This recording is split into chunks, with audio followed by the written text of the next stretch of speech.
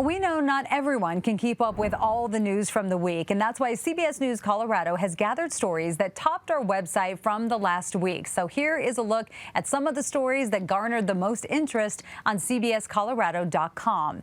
Safety is top of mind for many people in Colorado, and now we know our state is the third most dangerous, according to a list from U.S. News. New Mexico and Louisiana are the only states more dangerous than Colorado.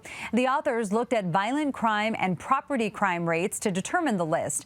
FBI data shows in 2022, our state had 492 violent crimes for every 100,000 residents. When it comes to property crimes, Colorado is second worst in the country with 3,148 property crimes for every 100,000 residents. Yesterday, CBS Colorado crews gave viewers nonstop coverage of a crash on I-70, which shut down the interstate in both directions. Officials say the driver of an SUV died after hitting a tanker truck. This happened between Genesee and Morrison. Those driving on the highway were backed up in hours-long traffic as firefighters got the fire under control. They responded to injuries and dealt with hazardous materials, all in an area where they were trying to keep a major wildfire from starting. Crews finally reopened the road last night.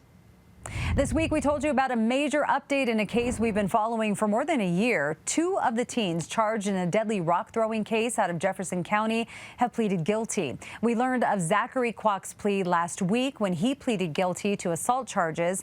On Wednesday, Nicholas Karolchik also pleaded guilty, but to second-degree murder. They are both expected to testify against Joseph Koenig. Investigators believe he was the one who threw the rock that killed Alexa Bartel. Search crews found the body of a hiker yesterday in Rocky Mountain National Park after he went missing last weekend. 23-year-old Lucas Mackay from Colorado Springs was last heard from Sunday afternoon when he texted a friend that he was going to hike Long's Peak. Officials tell us they think Mackay took a significant fall. A CBS Colorado investigation is uncovering that top leaders at a metro area fire department have been repeatedly taking their wives with them to conferences and sticking taxpayers with the bill. This has cost taxpayers thousands of dollars and has been going on for years. Your investigator, Brian Moss, tells us more. South Adams County Fire responds to some 10,000 fire and medical calls each year. They're now trying to extinguish a figurative fire they set themselves. I do think it's a violation of the public trust. The violations found in hundreds of pages of expense records from South Adams County Fire, showing that when the department's chief, administrators, and board members traveled to winter conferences in Florida, they extended the trips and brought along their wives, all at the expense of Commerce City taxpayers. The wives are just kind of tagging along, and it's a misuse of public funds. Jane Feldman ran Colorado's Independent State Ethics Commission and is now chairperson of Denver's Ethics Board. She says what we found isn't even a close call. Well, definitely if they're coming early and bringing their spouses, that definitely sounds like a vacation. Nobody likes to pay money in taxes, but I don't mind paying taxes if I know it's actually going to something that's going to benefit my community. This doesn't benefit the community. In February, the fire chief, deputy chief, other chiefs, and a board member, all with their spouses, traveled to this hotel in Florida for a two-night conference that started on Tuesday, the 27th. But records show all those couples arrived on Sunday, 2 days early, with taxpayers paying thousands of dollars for extra hotel nights. And all those extra bodies meant renting $1,000 premium SUVs that could hold more people. And when the conference was over by lunchtime on Friday, they all stayed another night, claiming they couldn't find appropriate flights back to Denver. While there, check out these dinners, some costing around $1,000, with all the spouses being fed. One night, they rented out part of this club, throwing themselves an $1,800 party with a top-shelf dinner, virtual reality games and sports simulators, all with wives included. So many plus ones adds up to a problem. I don't even think it's a slippery slope. I think it is almost always inappropriate. In 2023, the department did much the same thing, going to the same conference in Orlando days early, staying extra days after it was over, spouses along for the trip, thousands of dollars in additional expenses. And when the group traveled to a fall conference in Keystone the last couple of years, same thing. Spouses included, lavish, expensive dinners, and a couple of extra hotel nights on the back end after the conferences ended. Additional costs for taxpayers. The fire department repeatedly refused our requests to be interviewed. They're looking for frivolous spending. But in a recent meeting, the chief, who's been taking his wife to conferences, and the board chairman, who's regularly taken his wife to these conferences, complained about our open records requests. All these damn glory quits come in every single time. Stuff's got to stop. It's got to stop. If you are taking a trip on the public's dime, you should be careful with the public's money. I'm Brian Moss, covering Colorado First. The Avs kept their season alive on Wednesday night, and they need to win again tonight at Ball Arena. But on Monday night, it was a different story. An hour before that game, the NHL announced the Avs will be without one of their top goal scorers in the playoffs. That's Val Nichushkin. He was suspended for 6 months. Up until Saturday's game against the Stars, Nichushkin had scored in each of the Avs' postseason games. The league hasn't announced what led to Nichushkin's suspension.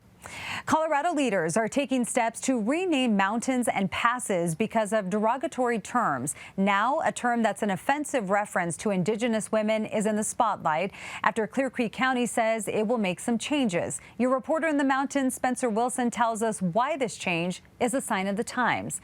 The former names of 3 roads included the S word, a derogatory name no longer used. There was a Little Pass, Old Pass, and a mountain trail. So the neighborhood was able to vote in a survey for what the new names should be. It was kind of weird for them to have a derogatory slur against Native American women on the road where they live. Those 3 roads are now named Pine Valley Road, Blue Sky Trail, and Raven Ridge Road. In Adams County, the community is rallying around a Brighton farm. Residents have been pushing back against the city since it gave eminent domain to install an underground water drainage system on part of the farm's land for new development. The worry is that the project could put the farm in jeopardy. Gabriela Vidal is your reporter in Adams County and looked into the issue. It's been a staple to the Brighton community for nearly 100 years, with Polizzi Farms growing and serving fresh produce like the jars of honey you see behind me. But now residents worry that new construction tied to new development could potentially hurt the farmland. When Brighton residents think of Polizzi Farms, I think of the best produce that we can have sourced locally. It's not just the fresh produce, the fresh flowers and other trinkets inside that come to mind. I used to come here for 40 years. We drive from Denver. I bring my kids. It's been a really special place to us for a very long time. To think of this being under threat or pressure is absolutely untenable to me. Brighton residents like Tammy Smith have been pushing back since learning the city of Brighton gave eminent domain for Parkland Metropolitan District No. 1 to install an underground water drainage system on part of the farm's land for new development south of Bromley Lane. I didn't know anything about it until I saw the signs and then started to read it on Nextdoor.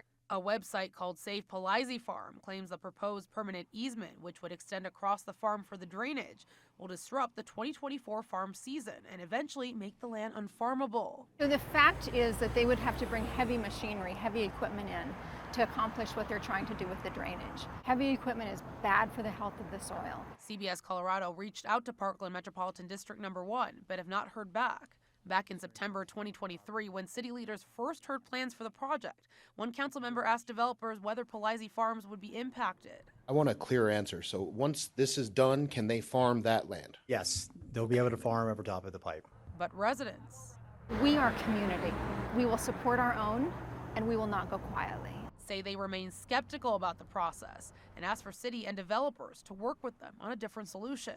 Work with the landowner rather than against them, and let's be smarter about this. Several residents tell me they plan to be at a hearing Monday, May 13th at the Adams County Courthouse, where they worry a judge will grant easement in order to build this drainage system. In Brighton, Gabriela Vidal covering Colorado First. A Douglas County power couple is using their knowledge to welcome everyone to the outdoors. Angel Massey was a nationally known journalist for a decade, and you might know her husband, Bobby, from his 10 years in the NFL, including a stint with the Broncos. Now they've started Wanderland Outdoors, a luxury Colorado outfitting company which offers guided hiking, fly fishing, and trail rides. I've realized it's become more of a healing vessel for me. I used to use it during the bye weeks and the off season to have something to look back to, like a joyful moment, to calm me down and bring me peace. As a Black-owned business with a diverse team of guides, they say they want everyone to feel welcome in the outdoors.